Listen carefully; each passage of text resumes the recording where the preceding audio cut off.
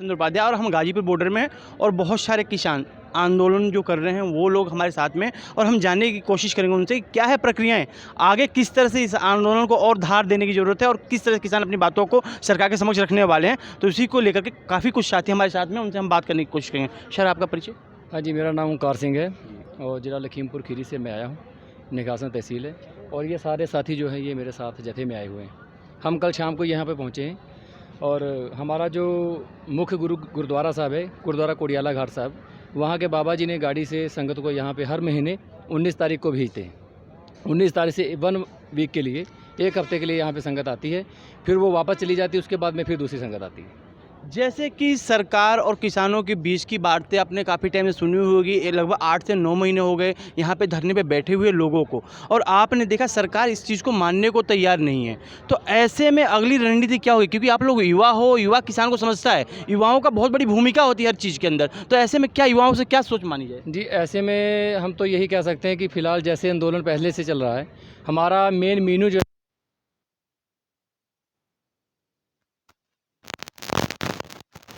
की रणनीति से अपील है कि जो काले कानून जो हमारे ऊपर थोपे जा रहे हैं, जो जिसकी हमको ज़रूरत नहीं है। एक चीज़ होती है जो बना करके किसी को दी जाती है और एक ज़बरदस्ती उसके ऊपर थोपी जाती है। ये ज़बरदस्ती हमारे ऊपर थोपे जाते हैं। हम सरकार को रिक्वेस्ट करते हैं, अपील करते हैं कि ये जो काले कानून हमारे लिए बनाए गए हैं इनको वापस लिया जाए, क्योंकि इसका किसानों को कोई भी फ़ायदा नहीं। आप युवा हैं और युवाओं होने के पढ़ाई वढ़ाई करते हैं आप जी तो इस समय स्कूल तो बंद चल रहे थे, तो आपको आंदोलन में आने की जरूरत क्या पड़ी? जी, आंदोलन में सब लोग आए तो हम भी आ गए। हमने कहा घर पे खाली भी क्या करेंगे, आंदोलन में चलते हैं। अपने भाइयों को साथ देने के जी लिए? जी भाइयों। चलिए सर, 1 मिनट आ जाओ, आगे आओ। जिस तरह से ये आंदोलन चल रहा है, तो क्या लगता है कि आगे इस आंदोलन की रूपरेखा क्या होगी? रूपरेखा जैसे चल रहा है ऐसे ही शांत में ही चलेगा। नहीं, शांत तो चल रहा है। शांत कहाँ चल रहा है? बहुत सारे टर्निंग पॉइंट है, बहुत सारा मूवमेंट आया, उसमें ऐसे शांत तो कह नहीं सकते इस आंदोलन को। हाँ जी। क्या रहा? हमारा कहना ये है कि हम इन्हें शांतमय ही लेके जाएंगे। हम किसी भी टॉपिक के कोई भी पॉइंट अपना जो है शो नहीं करना चाहते हैं। लास्ट की रणनीति क्या है सर, बताना तो होगा ना। जो हमारे संगठन हैं, जो हमारे मेन हैं, जैसे राकेश टिकैत जी हैं, जो हमारे मेन बैठे हैं, उनको हम देखेंगे। जो हमें हुक्म करेंगे वो हम करने के लिए तैयार हैं। वो अगर हमें कहेंगे कि रोड के ऊपर आप चौंकड़ा लगा करके बैठ जाइए तो हम वहाँ पे बैठ जाएंगे। जैसा वो कहेंगे वैसा करने के लिए हम तैयार हैं। फिलहाल हमारा जो है सरकार से कोई झगड़ा नहीं है, ना हम सरकार को कुछ कहना चाहते हैं। हमारा बस यही है कि वो जो काले कानून बनाए गए उन्हें वापस लिया जाए। राकेश टिकैत जी की भूमिका को लेकर के मैं आपसे एक क्वेश्चन कर लेता हूँ। सरकार तो ये कहती है कि ये विपक्षियों के खिलौना हो गए हैं। नहीं, देखो, राकेश टिकैत की बदौलत ही ये सारा आंदोलन खड़ा है। हम लोग अगर दिल की बात आप हमारी जानना चाहते हैं, जैसे मोदी जी कहते हैं हमारे मन की बात, तो हम राकेश टिकैत के ही वो बदौलत मन की बात करेंगे, आप दिल की बात करेंगे? हम दिल की बात करेंगे। मन की बात में बहुत कुछ छुपा होता है, दिल की बात बाहर आ जाती है। इसीलिए हम राकेश टिकैत की बदौलत ही यहाँ पे खड़े हैं और मैं तीसरी बार यहाँ पे आंदोलन में पहुँचा हूँ और यहाँ पे आकर के बहुत अच्छा लगता है। अगर ये 9 महीने चला है तो 9 महीने और भी चलेगा तो कोई प्रॉब्लम नहीं। सर, पिकनिक की जगह तो ये है नहीं? नहीं, पिकनिक नहीं है। हाँ। पिकनिक नहीं है। पिकनिक के लिए हमारे पास बहुत सारी जगहें हैं और हम पिकनिक मना भी सकते हैं। ये हमारा एक हिसाब से एक शोक जिसे बोला जाता है, एक दुख की प्रक्रिया चल रही है जिसमें हमको शामिल होना पड़ता है। लोग इसको पिकनिक कहते हैं। अगर जो पिकनिक कहते हैं उनको मैं अपील करूँगा एक बार वो यहाँ पर ज़रूर आएँ। लोगों ने यहाँ तक कह दिया कि यहाँ तो ऐशो आराम की सुविधाएं हैं, लोग ऐसा आराम कर रहे हैं, ऐसे काफ़ी मीडियाओं में चला ये चीज़ें। तो ऐसे में आप क्या कहना चाहेंगे? यहाँ पे ऐशोआराम हैं, ये आप भी मानते हैं, हम भी मानते हैं, लेकिन अब जहाँ पे किसान पहुँचा है उनके लिए रहने के लिए सुविधा भी होनी ज़रूरी है, उनके खाने का प्रबंध भी होना ज़रूरी है। ठीक है, और ये सुविधाएं हैं जो ये सारी संगत की और सारे किसानों की मिलाई हुई हैं। ये कोई ना तो सरकार हमें दे रही है, ना कोई ऐसी संस्थाओं को दे रही है, सब किसानों का है, किसान ही यूज कर रहे हैं। तो अगली रणनीति क्या है? राकेश टिकैत जी का सपोज करो ये कानून पास नहीं हो पाता है, क्योंकि अभी मेरी बात हुई उनसे, अभी जस्ट मैं उनसे ही मिल के आया हूँ, तो वो कह रहे हैं कि हम इसको बदलने पे फेरबदल नहीं चाहते, हम तो वापस चाहते हैं। और जबकि सरकार की प्रक्रिया में यह है कि फेरबदल तो हो सकता है, वापस नहीं हो सकता। हम इसको वापस करवा कर ही वापस जाएंगे। हम इसको बदलाव नहीं चाहते हैं। जिस चीज़ की हमें ज़रूरत नहीं है वो हमें नहीं चाहिए। सरकार तो यहाँ तक कह रही है कि लोगों को कानून के बारे में पता ही नहीं है। सरकार तो झूठी है, सरकार तो उसके वादे झूठे हैं। सरकार तो बहुत कुछ कहती है, लेकिन हम सारी सरकारें की बात माने तो हम रोड पे आ जाएंगे। आप खुद खाना खाते हैं, आप खुद बताइए, आप अगर खेती नहीं करते तो खाना तो किसान के खेत के खाते हैं ना। अगर किसान पूरा देश पूरा वर्ल्ड किसानों से खाता है ना। और खाली ये नहीं है कि खाना रोटी ही पकती है किसान के खेत से, हर एक पदार्थ जो है किसान के खेत से निकलता है। ठीक है ना।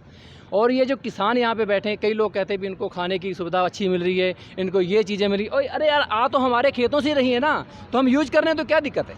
नहीं, उसमें तो किसी को कोई दिक्कत नहीं है, दिक्कत होनी भी नहीं चाहिए। बिल्कुल। लेकिन सरकार और आपके बीच में मध्यस्थता करने आएगा कौन? क्योंकि जो दूरियां बनती जा रही हैं, इससे तो ये लगता है कि काफ़ी लंबा खींचने वाला है। मेरी सोच ये कहती है कि सरकार खुद आगे आएगी, सरकार को आना पड़ेगा।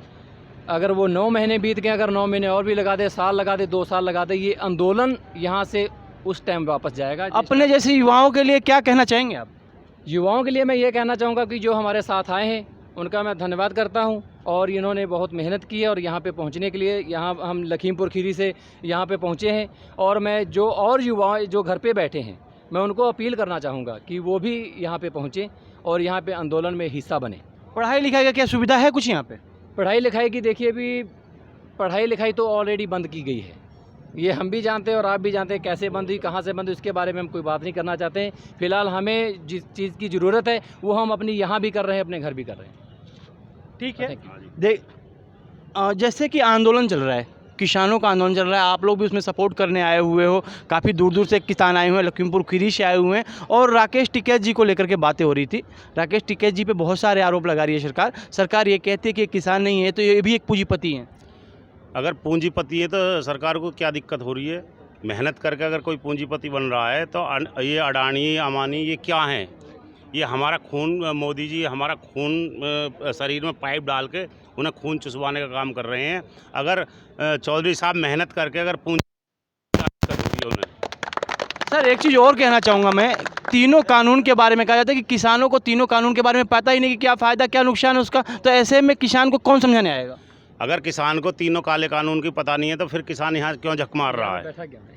क्यों झक मार रहा है किसान? तो सर, अगर वो ही ज़्यादा पढ़े लिखे, आप सरकार को वो क्यों ही नहीं आके बताएं? आप हम लोग तो ये सरकार कह को रहे हैं, क्यों वो नहीं ही बता आके पा रहे? बताएं ना, वो ही आके बताएं। आप लोग सरकार को क्यों नहीं बता पाते कि हमें पता है और हम इसके लिए विरोध में हैं? हम बता रहे हैं, किसान सुन का रही है, सुनने के लिए आए जब तो हम बताएं। क्या हम वैसे ही रोड पे आकर ढोल बजा के बताएं कि ये है? सरकार के नुमाइंदे तो भेजा आपको आपने। ये पता है कि सरकार कह रही है कि किसानों को कानून के बारे में पता नहीं है, बिना कानून के पते के यहाँ पे भी ये बैठे नहीं है। दूसरी बात, अगर सरकार को ही पता है तो सरकार अपने एसी रूम में क्यों बैठी है? सरकार यहाँ पे स्टेज पे, उनको किसी चीज़ का खतरा है? एसी तो आप भी लगा सकते हैं और लगा सरकार ये कह रही है, राकेश जी एसी रूम में सो रहे हैं। सरकार जब खुश है, जब किसान जो तपती दोपहरी में जब किसान अपना काम करता है कि खेती में फावड़ा चलाता है, हल चलाता है, खून पसीना निकालता है अपना, तो क्या वो मेहनत करके अपने घर में एक एसी नहीं लगवा सकता? क्या आप लोग ही पूंजीपति एसी में सोना जानते, किसान नहीं जानता क्या? देखिए, एसी लगवाना, ऐशो आराम की चीज़ों में रहना किसानों के लिए मना थोड़े नहीं है। किसान अन्नदाता है और अन्नदाता जो है मेहनत करता है, मेहनत करने के बाद ऐसी चीज़ें नहीं, जो भी कहते हैं इसकी सरकार महोदय, आप किसान को अन्नदाता मान कहाँ रहे हैं? सरकार, अगर ये सरकार किसान को अन्नदाता मानती तो इसके काले कानून को वापसी लेती या इसमें कुछ संशोधन करती। किसान मजदूर एकता। जैसे कि देखा आपने, किसानों की अपनी आवाज़ है, अपनी आवाज़ के साथ ये लोग आवाज़ बुलंद कर रहे हैं और कानून को वापसी के लिए नहीं चाहते। ये आवाज़ जनता सत्येंद्र उपाध्याय।